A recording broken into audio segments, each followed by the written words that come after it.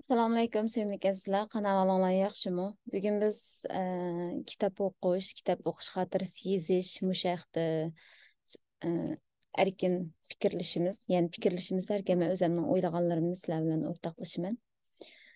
Yaqında mine şu sanımız mərbiyət tərəfindən anılar, yəni xanım qızlarını umumyüzlük bir səfərbər qılıb kitab oxuş hərəkəti başlandı.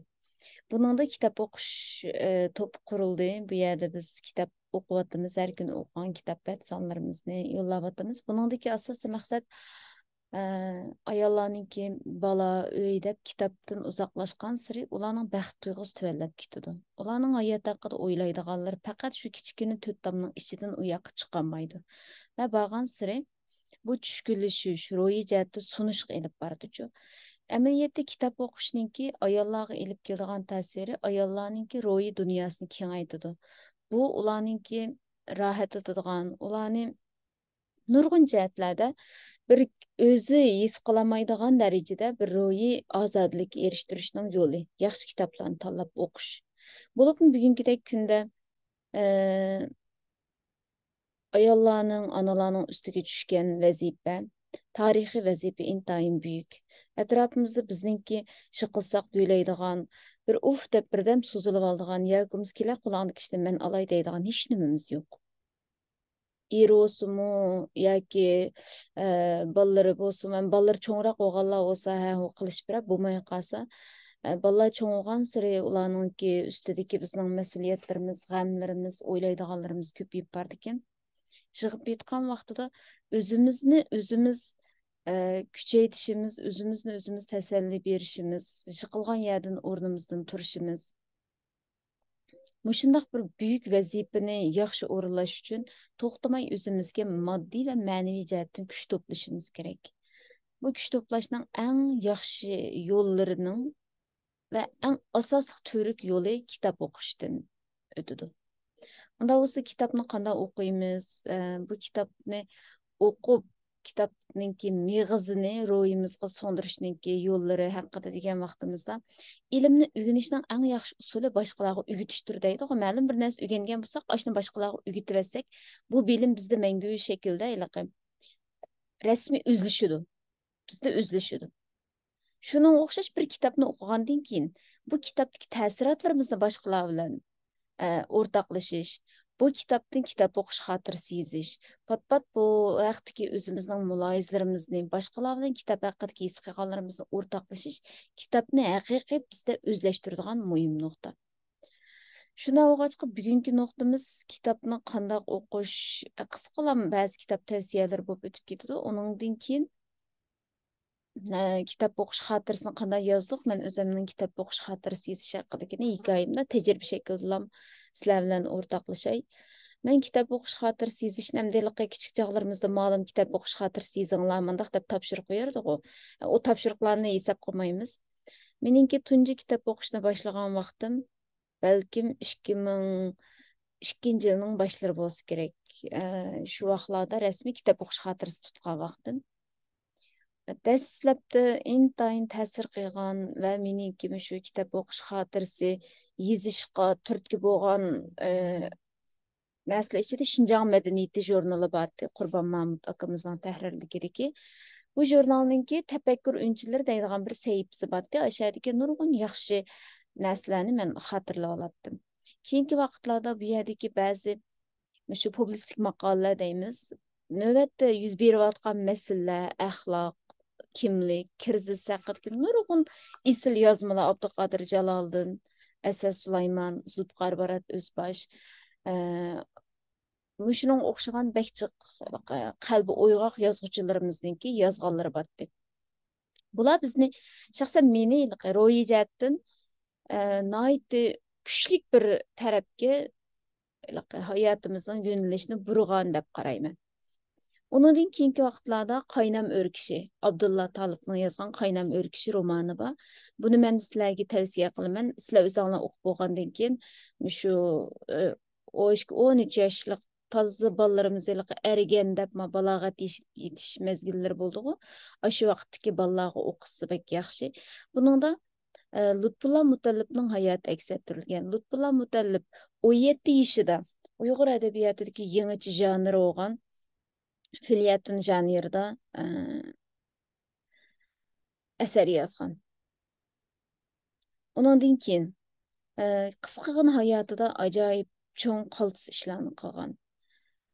Lutfullah Mutallibning hayot aks ettirilgan qaynam o'rkish romani meni yillarcha 3-4 yil har kun xuddi yangi o'qigandek meni man qilib turgan, meni to'xtamay tirishishga, elaqa buyuk g'oyla deymiz, vatan, millat deb o'ylaydigan shu 15 yosh chaqlarimizda haqiqatan undan bir o'ylaymiz, lekin konkret shaklda men ma'ni qilaman, men mavi yerga borman, mandaq ma'aman deydigan narsani his qildigan roman. Onun için baldır uyğanğan adam. Bunun da Abdüxaliq Uyğur'un hayatı əks ettirildi. Mana şundan başlandı. Keyinçe bağan sırı şu 18-20 yaşlar arasındaki vaxtlarımda en köp okuğanlarım cihandarçılık, psixika ve şu nemige ait eserler, psixologiyalik eserler oldu. Bularning içinde mesela G'arbninki Baltasar Gerasiyanning eserleri, ondan keyin dünyadaki en ulug' mal satquchi bu qator kitoblar bek chiqqu. Mushundaq kitoblar bo'ldi. Shu dunyodagi eng ulug' mal satquchi degan kitobni o'qigan vaqtida har kun atiganda o'rnidan turib bir o'lik ovozda o'qiydigan bir narsa botdi-chu. U bir xristian murtining yozgan kitobi bo'lg'achqa bek isil kitob, lekin ba'zi nuqtalarni men o'qishni xohlamaydim. Masalan, men Tanrı'nın perzendi degandek bir cümleleri battı. Bu hata nesdi. Lekin bununki o kichkina yerini men undaq degim kamidi, shuningla u yani jijivetdim. Oxiri o'tirib, o'zim shu vaqtida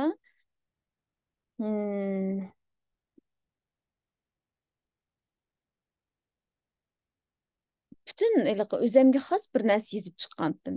Keyin aradan to'y qildim, to'y qilib bolalar bo'ldi. 2013-yillar bo'lsa kerak. Bir xil yangi ana bo'lgan vaqtlarimizda kechkicha ajoyib bir nim bo'ldi-ku. Shu zamonlarda bu kitobni qaytadan o'qigan va osh chaqda yozgan bir narsam bor ekan, oshni bir o'qib beray. Ya'ni u kitobdan o'zimga o'zlashtirib yozib olgan bir bo'lakni o'qib beray. Mening farzand tarbiyasi va oila madaniyati uchun ozroq bo'lsin bir ish qilg'im bor. Chunki men bu orqali bolalarim va oilam uchun musbat ishlarni qila olmayman. Mening Uyg'ur adabiyot nazariyasi uchun bir ish qilg'im bor. Bular orqali men hayotimni qimmatga ega qila olmayman. Ular turmushimga zarur bo'lgan moddiy narsalarga, ro'yimga xushallik bera oladigan narsalarga erisha olmayman. Men har kun uxlashdan burungi 10 minutni, atigini ko'zimdan ochgandan keyingi 10 minutni zehnimni mushu ishlarga markazlashtirishman.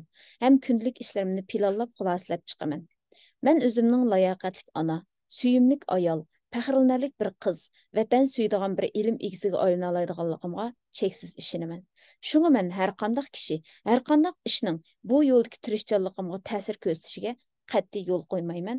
Aynur Dolqun. İmzayımni etib çisla 2003-yili 2013-yili 11 ayının 25 günü deb yazib qo'ydim. Demek çoğunumda bunu men her gün o'qib chaplabmış taxshidim.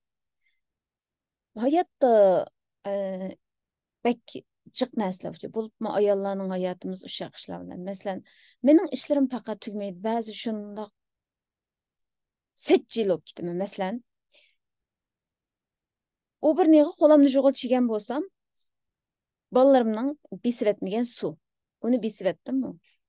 Shuning bilan orqasidan tashlanmagan axlat. U keldimi? U yerdan chiqib men asli bir ish qo'limni jo'g'il kirib, oyada tozalik qilib ketaman. Uningdan keyin qozonga esib qo'ygan, teshib ketgan qozinim keldi, u yerga jo'g'irib berib uni aytdiman. Qarasam, yilqi nega kirsam shu yerda ish. Uni qilib deb bu uchraydi, buni qilib olsam bu uchraydi, faqat tugamaydi-da.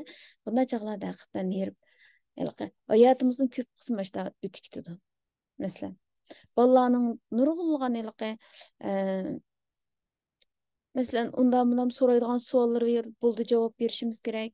Ana yenimde birga yotda, o'tira, o'ynayli, andaq-mandaq nurg'un talablar bo'ldi, o'rlanish kerak. O'z navbatida bizning o'zimizning o'ylaydiganlarimiz bor, uyning g'amlari bor, nurg'un narsa. Bu ichida hayotdagi asosiy nishonlarimiz va maqsadlarimizni asosida yo'qotib qo'yganmiz. Bu narsa bizni ro'yijatni tushkunlashtirib o'tirgan. Shu ashta vaqtlarda yaxshi kitob o'qib, kitob ichidan o'zimizniki his qilganlarimizni yezish bizni boshqachalikqa yangidan tug'ilgandek yangicha ta'sir, shaxsan meni shunday ta'sirga ega qildi. Undan keyin har yili shu yangi yilniki oldi keynida bir oyat shu bir yillik xulosa yezish, undan keyin yangi yillik kitob o'qish plani deganlar haqida nim qilmay, shuning ichida men shu kitob o'qish planim bu nechinchi yilniki bo'lg'iydi. Bumi vatandagi xotiramdi mening. Shuni qanday ichibdimki. Ha, 2015 yillik ekan, 2015 yildagi muhim o'qiydigan kitoblarim qatorida birinchisi Muhammad alayhissalomning tarjimali, ikkinchisi Qastalani sharhi, uchinchisi Yaxshilar bog'chisi, to'rtinchisi Qur'on, beshinchisi o'zlik va kimlik, oltinchisi oila, yettinchisi ilmiy axloq, sakkizinchisi islomlik oila tuzumi. Deb biliqi. Her ayda mesela bu dini kitaplar, edebi kitaplar, ügünüdüğün ilmi kitaplar muşularını arlaştırıp dizip çıkan. Muşuna kıtmen. Yani. Onun dinkinki vaqtlağı kelgen çağda da 18-20 yaşlarda gepimge emde qaytıp geley. Şu xil tipli kitaplarını okuduk. Onun kendince çıqıraq ilmi ve tarihi romanlar. Uyghur edebiyatı men 2006 yılgacha behçiq kitap okudum. 2006-2007 yıllargacha bo'lgan aralıqda asosan Uyghur nashrdan chiqqan kitaplarni butunlay. Yani Uyghur abdurlarning kitaplarını asosan o'qib tugatdim. Chet ellik yozuvchilarning kitaplarını mush ismi bek uzun, andan ismlari ig'zimga kelmay o'qig'im kelmaydi. Turk yozuvchilarnikini necha o'qiydik. O zamanlarda mesela Çalı Kuşu'nu okumaganlar yok bence. Hemmemiz Çalı Kuşu'nu okugan. Şunun okşagan. Onun keyinki vaqtlarda aspirantlik o'qish boshlagandan keyin butunlay ilmiy kitoblarni o'qib ketdik. Meniki ma'qul kitoblarni o'qishim ozladi. Keyin oila, u bu deb bakrak farzand tarbiyasi, oila haqidagi narsaga jiq markazlashib ketdik. Demakchi o'g'lim kitob o'qishni dastlabki boshlash va keyingi kitob o'qishdan olganlarim, ta'sirotlarim shundoq. Endi kitob o'qish xotirasi qanday yozildi? Kitob o'qish xotirasini bak yo'g'on, hammamiz cho'qim nim qilib yozishning hojati yo'q. Bir necha xil shaklini tavsiya qilay. Dastlabda kitob o'qish xotirasi yozgan chog'larimda men uning ichidagi eng ta'sir qilgan jumlalarni ko'chirib olatdim. Undan keyingi vaqtlarda men shu güzel so'zlarni o'rganishni nima qilgan chog'larimda bek yaxshi manzara tasvirlari romanlardagi intayin peyzi işletilgen sözler ve cümlelerini köçürüp mağdım. Ondan keyinki vaqtlar kelgan vaqtida mening ideyamda cho'nqur iz qoldira oladigan bo'laklarni, nuqtalarni ko'chirib maqdim. Masalan, Muhammad alayhissalomning tarjimaliga kirish so'z yozgan Muhammad Husayn Neykelning yozgan kitob kirish so'zdan bir nuqtani kichikgina yana ko'chirib olibdi ekanman. Shuni o'qib berayim. Allah insonlarga ato qilgan farosat va bilimlarni kim tirishib tadqiq qilsa, shu kishi qo'lga keltira oladi. Agar siz ma'lum bir temani tadqiq qilmoqchi bo'lsangiz, ilmiy usul mundoq bo'ladi. Oldi bilan o'z kallangizdagi munosabatli temalarga qarata shakllangan konu tonish va konu tushunchalardan xalos bo'lishingiz, ondan ko'zlashingiz, o'z beshingizdan o'tkazishingiz, selishtirishingiz va radlashingiz kerak.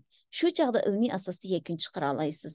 Bundaq ilmiy yakun tarixiy oriq ko'rinishga uyg'un keladi. Shundaqla muloyizalarga bardoshlik bera oladi. Ilmiy usul insonlar ayni ideyani ozod qilishda qo'llangan eng yuksak usul. Bu Muhammad Husayn Neykelning Muhammad alayhissalomning tarjimali yozgan kirish so'zi ekan. Bu mening dal aspirantlik o'qish tun keyingi ilmiy maqola yozib butunlay bir ilmiy usullar, ilmiy tadqiqotga kirishay deb o'ylayotgan zamonlarimdagi yozgan xotirlar. Yana ba'zilar bu birinchi xil shakl, o'zimizga ta'sir qilgan jumlalar, nuqtalarni yozib olish.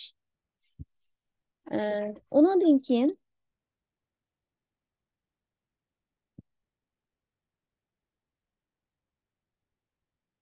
men bu 2010-yili Şinjan Medeniyeti jurnalida e'lon qilingan Abdurahmon Aziz o'g'lining Harvikash nomli hikoyasidan Ee, bir ta'siratimni yezib ekanman. Buningda Ma'rifakashninki ovozliq nimasi YouTube'da bor ekan. Ovozliq asarlar jamgohi degan YouTube kanalida oqshom angladim. Haqiqatan ichimizni o'rtaydigan bir asar, cho'qim anglanglar. Shuningdan yozgan ta'siratim borki, shuni qisqacha o'qib beray. Harvikesh 2010 yılı 5. sonda e'lon qilingan. Aradan saq 2 yil o'tib ketdi. Hashim Axunning ishkimi uning bilan taqdirdosh. U tatgan qismatni tang ustiga olgan. Hashim Axun mahallada birdam jim turmaydi. Xalqlarning qiqlarini to'shib, eg'illarini qurg'dab bersa, ular mollarini yeb, ayirib qo'ygan ishinda xashaklarini yig'ib uningga berdi. Uning uyida bir dona chilak, necha yerga chitiqmoqlangan ko'n karvat bilan kichik cho'yin qozon bor.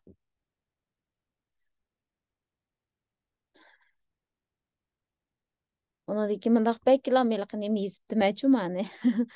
Nayt çıraylık cümlələr, məsələn, qızğıç qara çaşları dolusığı giyilgan, ləvləri gilasdək qıpqızıl, çıraylıqını bir ayal.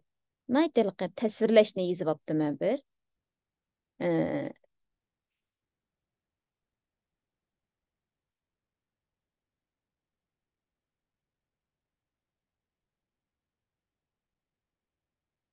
yani şundaq eliqi ən təsir qilgan cümlələr bilan özümniki his qilganlarımni birlə yezibdi mən.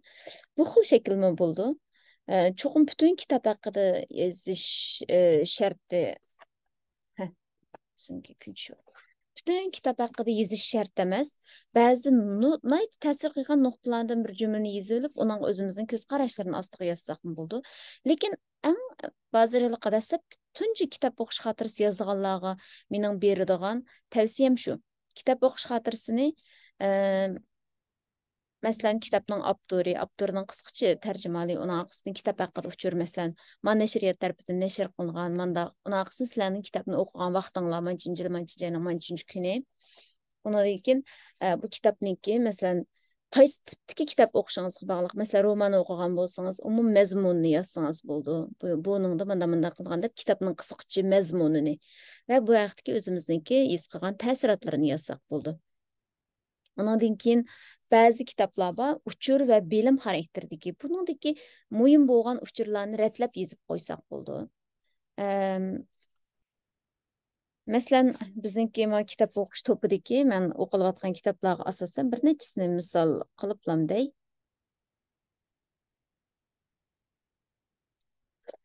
Masalan, bir do'stimiz bola nima uchun shunday qiladi degan kitobni o'qib o'tibdi. Masalan, bola nima ishqa yig'laydi? Balanın yığılışlarının sebepleri her xil buldu. Bəzisi bu bala rast yığılatamdı, yoki qağış qilib meni qo'liga ol deb yig'labatamdı, yoki astiq sivetdimi, yoki qandaq. Mishning asosan nima uchun yig'laydi? Bulardan o'tib bo'lgandan keyin mandaq deydigan sabablar bo'ldi-ku. Biz amniyatda mushuni o'qigan vaqtimizda o'zimizningki balamiz ma'lum bir masala bo'lib, ashuni hal qilish uchun shu nuqtalarga bekerek ba'zida diqqatimiz shu yerga markazlashib qoldi.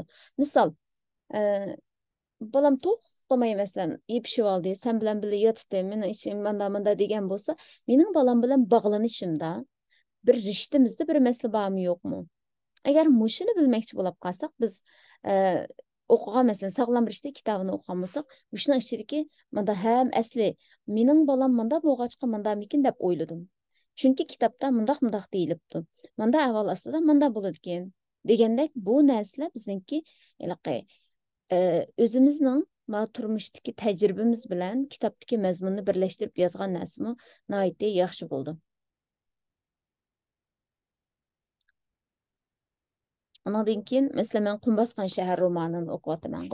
Qum bosgan shahar romanini naq maydon YouTube'da o'qiyapman. Shu o'qigan vaqtida oxirida ba'zi yerlarda ta'siratimni deb o'tib ketyapman.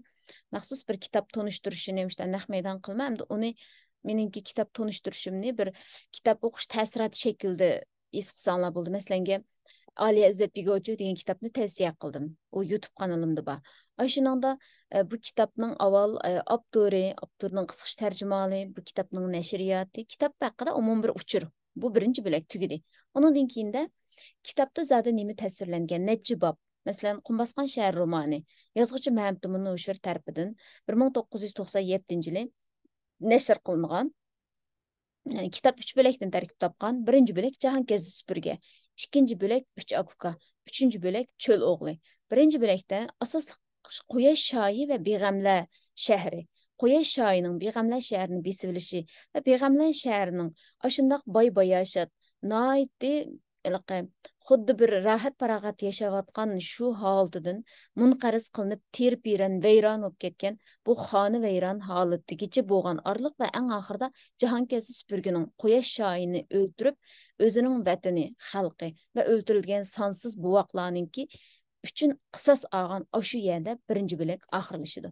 Ikkinchi bo'lak Beg'amlar shahrining oqsoqolining ki göröge ilingan 3 balasının 3 oğlanınki dünya koyuda bişidin keçirgen acayip qarayıp qismetleri bir sihri çöçek şekilde bir qarasa reallik bir qarasa xudo rivoyatlarda aks ettirildi. Üçüncü bölekte bularning eng oxirida Beg'amlar vayron bo'lgan Beg'amlar shahrini tepishi va Bovoqlar qabristonlik yanida biz yep-yangi bir Beg'amlar shahri yeniga yep-yangi bir shahrimizni barpo qilamiz deb qo'liga paltlarni ilib yang turishi bilan bu roman oxirlashadi. Masalan, mushu yerdagi birinchi, ikkinchi, uchinchi bo'lak haqidagi qisqacha mazmuniy va o'zimizning ta'sirotlarini yozishimiz. Bu yerdagi eng ta'sir qilgan nuqtani qoldirishimizmi yana bo'laverdi. Şuna kitap okuş hatırısı yazgan yoki kitap okuş haqidagi narsani yozishniki shaklida birinchisi kitapning qaysi tipdagi kitaplikka qaraymiz. Masalan, romanmi yoki bizga uçur bilim berish tipidagi kitapmi yoki qandaq kitap. Mayli bo'lishidan qat'iy nazar kitap haqida qisqacha uçur berib o'tgandan keyin kitap haqidagi o'zimizningki ta'sir qilgan nuqtalarni yozsaqmi bo'ldi. Kitapning umum mazmunini yozsaqmi bo'ladi yoki kitap ichidagi bizga ta'sir qilgan nuqtalarni yozib saqlab olsaqmi bo'laverdi. Men dastlabda yozgan vaqtimda kitap ichidagi ta'sir qilgan bo'laklarni, jumlalarni yozdim. Keyin she'rlarni ko'chirib yozdim. Uning orqasidan ichidagi hatto maqol tamsillarni to'pladim. Keyingi vaqtlar kelgan vaqtida o'zimninki kitapning umum mazmunini yozish saviyasiga o'tdim. Uning orqasidan kitapning mazmunidan o'tib, o'zimning kitap haqidagi ta'sirotlarimni yozadigan bo'ldim. Mushunda qilib bir kitap o'qish xotiram 2002 yildan ta 2011 yillarga kelgacha bir 11-12 dek xotirani to'shqizib kitap o'qish xotirasi yozgandim. Undan keyin andaq tafsili o'tirib kitap o'qish xotirasi yozib boqmadim, ammo kitap o'qish xotirasi yozish hozirgi dastlabki vaqtlarda shu xil shaklda bo'lsa bo'ldi. Endi kitap o'qish xotirasi yozishning qanday foydasi bor? Biz yoziqchilik qobiliyatimiz va nutq qobiliyatimizni oshirish foydasi bor. Yoziqchilik qobiliyati yetib men yozuvchi bo'lsam ya deb o'ylashimiz mumkin. Bu intayin muhim. Yozuvchilar emas. Bizning to'liq o'rta maktab darsligimizda Suboching degan birisining yozgan adabiyot va til adabiyot va matematika degan bir asar bor. Bak qaltis bir asar. Shu asarni agar men topa olsam YouTube'dan o'qib qo'yib qo'yma, bo'lmasa izlab baqsanglar bo'ldi, o'qisanglar bo'ldi. Mayli qaysi kasbda o'qishdan qat'iy nazar, mayli hech qanday kasb o'rganmay normal bir savdoga yoki hunar qilib mushu hayotda yashaydigan bo'lsaqmi, adabiyot cho'qim til adabiyot cho'qim o'rganishga tegishli eng muhim iqtidorlarning biri. İnsanın güzel sözleşi, güzel yozish, söz yozish o'xshashla so'zga o'xshashla muhim. Masalan, burungi zamonlarda bir-birlariga maktub yozishganlarini yozadigan, masalan, birisi ko'z tushib qolgan bo'lsa, o'zining so'ygi maktuplarini qandaqdir bir qapoq tarakning kovga qo'yib ashada nim qilinganlari yoki kaptaninki putiga maktublarni yozib yo'llaganliklari, ya'ni bu narsa bilimizmi maktubning muhimligini. Bugungi kunda mana shunday yozadiganlar bormi? Masalan, bolalarimningki savodi yangi chiqqan vaqtida Uyg'ur savodi. Men ularningki karotining beshiga Uyg'urcha iniq qilib yezib qo'yatdim. Masalan, tatlı qo'zam, sizni bek yaxshi ko'raman degandek. Endi hozir qanday qilamiz desanglar, o'zimizningki bek yigisi bor tomoq, qog'usi bor ishlarni yezib birga qo'yib qo'yamiz. Mandaq deb. Şuna olanandan keyin ha deb mening qog'usi bor ekan, mening qog'usi bor ekan deb. Bu doim bo'lmaydi, ba'zan vaqtlarda ishlab qilamiz. Ondan keyin bir saqlab qo'ydim men uni. Ben bir yere kettim. Yoldaşım meni aerodromga ağılı çıkmakçı etdi endi sade. Ballarım uxlatıdı üççilisi. Şunun bilan bir parça yezip koyuptu. Kızım Sümeyye, men apanlarni ağılı aerodromga ketdim. Eğer uyg'onib qalsanglar, telefonimni miyada qo'yib qo'ydim. Elib bana telefon qilsang bo'ladi. Telefonim ulanmaydigan bo'lib qolsa-mu, qo'rqma. Asal suyunglarni ichib, televizorni ichib, televizor ko'rgach o'tirib tursanglar bo'ladi. Biz en kechiksekmi 8:30gacha uyga kelib bo'lamiz deb yozib qo'yibdi. Keldik bolalar deb qo'pmay uxlabdi. U yozib qo'ygan narsani men saqlab qo'ydim. Demakchi o'g'lim, masalan, kundalik turmushimizda yozamiz bunday narsalarni. Onundan keyin men bir kino ko'rdim. Bu kinoda bir cümle var. Bu ayol yo'ldashini deydi-de. Sen özün pek âlicanap görünsen. Ama senin her vakit kişilerini bir xil özünden tüven görüdüğün o kadar meni nefretlendirdiğin bir qarashlarың var. Senin bu avazыңдın, senin qarashlarыңдın, senin işiltip atkan sözlerin singip ketken senin bu hiç nimeni көz kılmaydigan bu xil nersen. Özüň nayt kemterde görünüp alısı. Ama sen Qerilarni ular noyt mutassib deb yaratmaysa, yoshlarni bular eneni bilmaydi deb yaratmaysa. Ilaqidaydigan bir cümlesi var-ku. Bu men yillardan buyon kallamda o'ylayotgan, lekin ifoda qilolmayotgan bir ko'rinishdi-da. Yezib oldim hammani.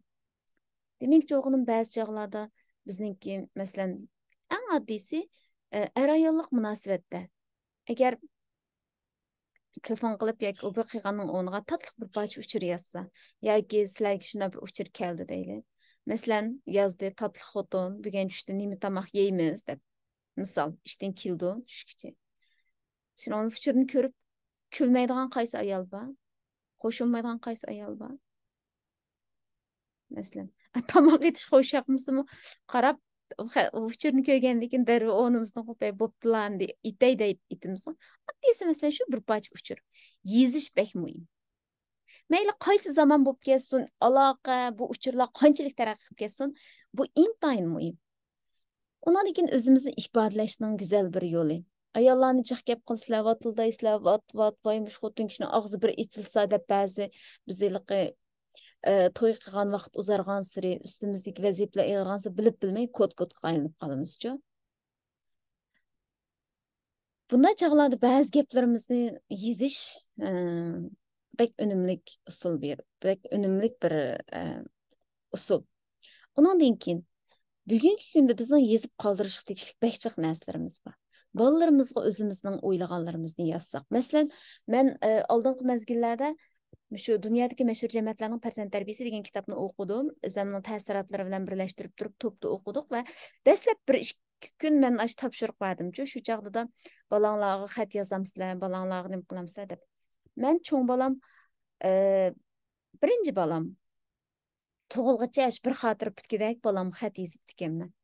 Her o kadar köygüm keladi, o'g'ilmidi, qizmidi, dadasiga o'xshammi, menga o'xshammi? O xiyol, o güzellik, o iliqi tunji balınınki hayajini, aş balamga nurg'un narsalarni yezib ekanman. Shu chaqda da ay balam to'rida e'lon qilingan bir bo'ligi botdi, iliqi qo'zamga beg'ishlayman deydigan. Shu bek uzun shundaqchiq yozganchu bir kitob bo'g'idek yezib ekanman. Keyin kuydirib hamda uning ichida balalarimizga bo'lgan arzu armonlarimizda nurg'un isyonkor bizning tuyg'ularimiz bor emasmi? Vatanda yozgan xotirda keyin yo'q hamda hozir. Demakchi o'g'limda bu xil yezish balalarimiz uchun bir narsalarni yezib qoldirishimiz kerak. Uningdan keyin növbette biz dağıtımız ana tilini saqlab qilish, vatanda Uyg'urcha kitob, material o'qitish nurg'un narsalar cheklanadi. Bu aradagi tarixni kim yozadi? Bizning hozir savad chiqarib bo'lmayotgan Uyg'urcha turkchani yoki o'zi yashayotgan davlatninki tili asos tafakkur tili bo'lib, Uyg'urcha qo'shimcha tili bo'layotgan bolalardan yozishni kutamdik. Biz yozamiz. Biz yezib qoldiramiz. Hammamiz balkim Zo'riddin Sabirdek, Mehmettin Noshurdek yoki biz Abduqodir Jaloliddindek noit fasohatli go'zal yozolmasligimiz mumkin, ammo o'zimizga yarasha yozamiz. Bu yezib qoldirilgan narsa intayin muhim. Özümüzün muşu yerdeki her birimizin, muşunu anlavatkan her birimizin roman boğudayk deydi qoyliqi. Ve hoşnumuz vardı. Vay ufkam sınıp işnim yazdı deydi. Qayslamış meninki bişimden ötkizgen nesini yazıdığan boğazları muşta roman bolu deyim ufkam dep. Hemmeyle sözleydi. Bişimden ötken nesini yazıdığan bolsa muşta roman bolu. Hemimizden bişirmişta roman boğudayk neslerini baştan geçiyordu. Oxşamagan qismetle, oxşamagan yolla. Ama çoğun dairden hemimiz oxşaş bir anaqayım. Azap keçirmişlerini baştan keçiriyottimiz. Bu nesle yizip kaldırılış gerek. Addi yazalaydıqlarımız addi. Ama kitap okuş ve kitap okuş hatır seyis jarayonida biz muşu neslini asta özümüzde şekillendireleymiz. Bu e, iqtidarni. Şunun üçün ayollarning yaxshi yoza olishi, yaxshi o'qiy olishi, go'zal so'zlay olishi hamda bu hammaylanga nisbatan bo'ldi. Bugungi yig'inimizga qatnashganlarning ko'pinchisi ayollar. Uningdan boshqa biz bu ayollar kitob o'qish to'pi haqida shunday bir kitob o'qish xotirasini qanday yozamiz degan narsa tushgan bo'lg'achqa men bilgan faqat tajriba xarakterliklar o'zimning qanday yozganlarimni so'zlab bergach ba'zi meningki tajribalarimdan foydalanolg'idek bo'lsa foydalanib qolsa deb so'zladik. Bu bir dars yoki leksiyadek bir narsa emas.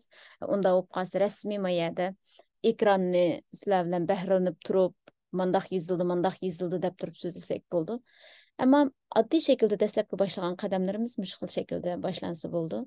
Ondan keyin oxirida men mush kitob tanlash haqida o'zimningki qisqacha bir o'ylaganlarimni desam, burungi zamonlarda kitobni biz bek yaxshi deb o'ylaydik. Kitoblar nihoyat qimmatli deb qaraydik. Ammo bugungi kunda bek taraqqiyotlar, mayli nashriyotchilik, mayli kitob, undan keyin biz demokratik davlatlarda yashayapmiz. Vatandagidek bir necha nashriyot qat tekshirishlardan o'tib bir kitobni 2010-yilda yozib qo'yish 2020 nashrdan chiqadigan bunday ish yo'q.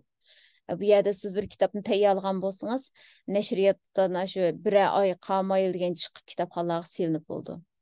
Har kim har nima desa bo'laverdi, o'zining ko'z qarashlarini o'tirib qo'ysa bo'laverdi. Bunda bir yerda biz qanday kitob o'qiymiz, nimalarni tanlaymiz. Bu intayin muhim. Ondan keyin ba'zi vaqtlarda his qilamiz. Kitoblar o'xshash kategoriyadagi kitoblarni tanlab qilayotganimizni. Masalan, yoki diniy kitoblar, yoki farzand tarbiyalash haqidagilar, yoki biz ayollarning psixikasi haqidagilar. Mencha kitobni tanlagan vaqtimizda, kitob o'qish plani tuzgan vaqtimizda aralashtirib, masalan, diniy haqida kitoblarni cho'qim har kuni masalan ya Qur'on o'qiymiz yoki anglaymiz. Ammo navbatdagi bizga nisbatan ilhom madad bera oladigan, bizga hal qilish choralarini, kallamizda yangi fikrlarni, yangicha tuyg'ularni uyg'ota oladigan tipdagi kitoblarni o'qish kerak. Hammamiz o'zimizningki nimasiga asosan o'xshamaydi. Masalan, tilimni yaxshilayman, uyg'urchamni yaxshilay deydiganlarga tavsiya qilinadigan kitoblar boshqa. Farzand tarbiyasi haqidagi kitoblar boshqa. Hammamizningki ehtiyojimiz boshqa. Ehtiyojga asosan tanlasak bo'ldi, lekin kitoblarni tanlaganda hamma kategoriyadan, birli kategoriyaga kirmay hamma kategoriyalardan tanlayli. Andin kitob o'qish iqtidorimiz deydigan bir narsa bor. Ustun o'qirman deydigan bir atalg'i bozilib boradi, o'z boshi o'tirib qo'ygan. Ustun o'qirmanlardan bo'lishimiz kerak. Ustun o'qirman haqidagi u narsa agar to'g'ri bo'lib qolsa, men shuni hozir YouTube qo'yamiz, qo'ygandan keyin ostida o'linishini qo'yib qo'yaman. Bo'lmay qolib qolsa, ayrim bir kun ustun o'qirman qanday bo'ladi degan haqida yana suhbatlashamiz. O'qiganini o'ziningki shaklini chiqarib, meg'izini ilib, o'zining ro'yitiga quvvat qila oladigan, yaxshisini tanlab, shu tanlaganlar ichidan o'ziga lozimligini ilib quvvat qila oladigan va bu qilgan quvvatni chiqara oladigan, buni amaliy bir narsaga aylantira oladigan o'qirmanlar ustun o'qirmandir.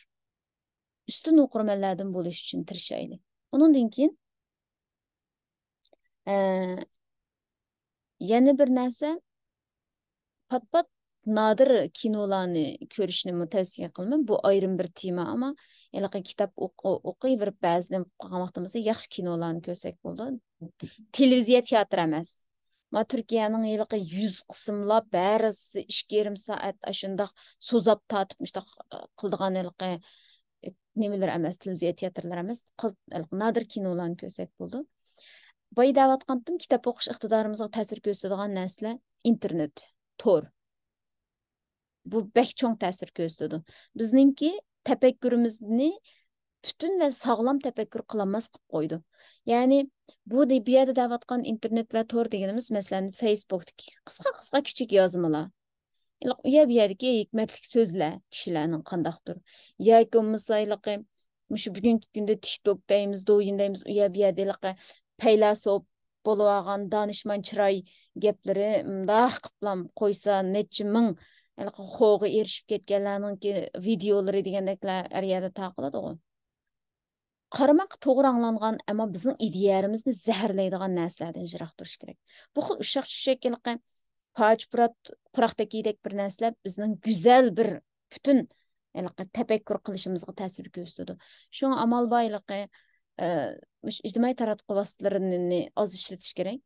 To'g'ri, o'zimizning ehtiyoji uchun bo'lmaydi, ammo kechki soatlar başında o'tirib shunda sursanglar chiqadi bu narsa bizningki kallamizni to'xtamay yangi narsalarning g'idiqlanishiga ko'ndirib qo'ydi. Xuddi tamakiga uning buning qilgandek. Oldimizga saytiga ya bo'lmasa minutga sekundga birda yangi narsa chiqib tursa ishimiz pishib qoladi. Ammo kitobda undaq sekundga birda yangi narsa chiqib turadigan narsa emaski bu. Bir-birini tafakkurga bog'laydigan narsa. Shunda o'g'an bo'g'achqa kitob o'qiyolmas qilib qo'ydi-ku bizningki. Kitap o'qishni boshlagan hammalarni tabriklayman. Buni izchil davomlashtiringlar. Dastlabki vaqtlarda toza qilmay qolsaqmi yoki zo'rlansaqmi, 21 kundan manchi qatim takrorlasa odatga aylandi deydi. Shunga o'xshash go'zal odatlarimiz bo'lg'ay. Va qiyinchiliklarni yengib, o'zining ruhiyatini texnik kuchlantirish uchun o'ziningki ayolligini özünün qızlıq dünyasını texmollashtirush uchun kitob o'qigan hammanglarni tabriklayman. Bugungi suhbat ma qiz ayollar haqida bo'layotgan bo'lg'ach, shun qiz ayollar xitob qilyapmiz, ammo davatqanlarimiz butun o'qirmanlarimizning hammasiga o'rtaq. Bugungi suhbat mushagicha bo'lsin. Hammanglarga rahmat.